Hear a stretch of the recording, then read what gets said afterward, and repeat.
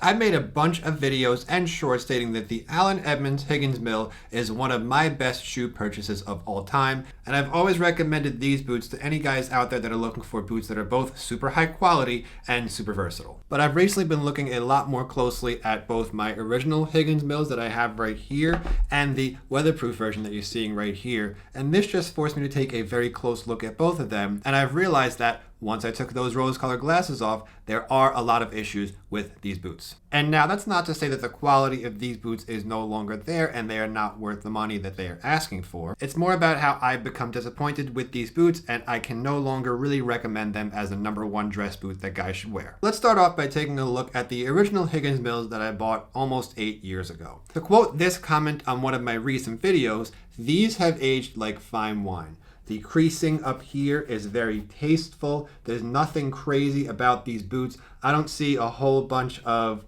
loose thread, loose stitching, anything like that. Maybe a little bit right there and a little bit right there, but that might be due to the wear and tear. And now even on the left boot, you can see the creasing is even more tasteful for some reason. The way that I wear my shoes or just the way that my feet are designed, my left foot, the shoes always tend to crease nicer on the left foot. I get deeper creases in the right foot.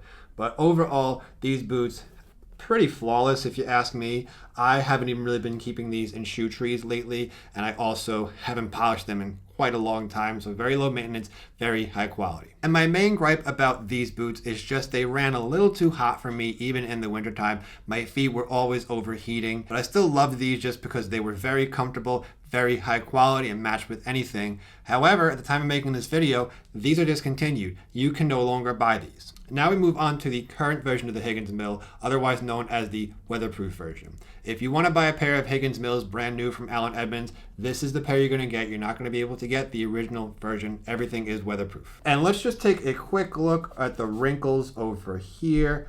The left boot, again, doesn't look too bad, although it's still a little bit of a deep wrinkle right there. I'm not really into that. The right boot is a bit of a different story. These wrinkles are very deep. We've also got a lot of, I think this is called clicking. One of the commenters mentioned clicking. We've got a lot of this very distasteful wrinkling, especially if we look on the inside, the side panel of the boot. I don't know what happened. Maybe they used a lower grade quality of leather, which is pretty unacceptable if they're going to be charging us $500 list price and putting the boots on sale for $350. So there are a bunch of loose threads right over here. I'm okay with a loose thread being over here, or there's actually a loose thread up here. Wear and tear is going to happen, and no pair of handmade boots is ever going to be perfect, but all these loose threads in a row, maybe they slipped on the quality control. Also, the leather does scratch a little bit too easily if you ask me. That is one of the characteristics of Chrome XL leather.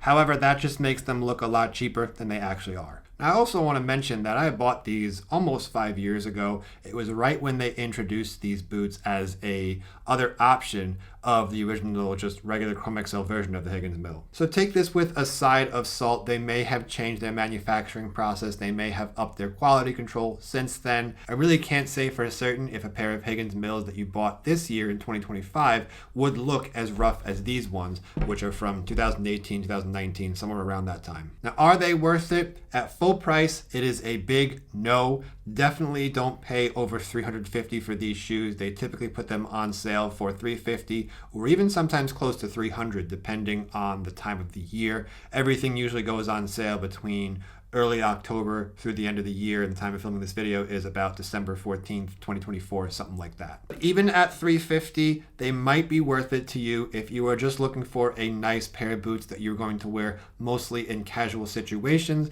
and you're also going to want to make sure that you take a look at these and actually look for loose stitching around the welt, around over here. Like I said, mine have loose stitching on the, well, actually it's on this one. Mine have a lot of loose stitching right here. If you see loose stitching around the boot and around the welt, they probably didn't pass quality control. That should have been a pair of factory seconds. And just take a good look at the leather and compare it to some of the other shoes that they have in store. That way you're going to get a good visual on the shoe. However, it is still super hard to tell how a pair of Chrome XL boots are going to age. Like I said, the original version of the Higgins Mills from 2016, these things have aged absolutely beautifully. The weatherproof ones that I bought 2 or 3 years later have not aged well at all. These things have aged like milk, honestly. Now, as far as quality of the boots, I'm sure these are still going to last a very, very, very long time. They're still Goodyear welted. Everything about them seems to still be holding intact. Nothing is falling apart. However, for me, they are not worth it since I don't want to have a pair of shoes that I can only wear with dark denim, and I have a bunch of other shoes that I could wear that I love wearing a lot more, such as the Landon cap-toe boot that I recently picked up, the tried and true Dalton wingtip dress boot, which is absolutely amazing. And if I want to go a lot more casual, a lot more rugged, I'm just going to step down to the Thursday Captains in this whiskey color with the Storm King outsole. Yes, when we compare the quality and the longevity of a pair of Allen Edmonds to Thursdays, of course the Thursdays are not going to be as high quality. These will probably last you 2 or 3 years if you're lucky, since they're just a cheaper overall boot, whereas a pair of Allen Edmonds is still probably going to last you about 5 or 6 years, and it's just going to hold up better over time. So if I was spending $350 on a pair of boots,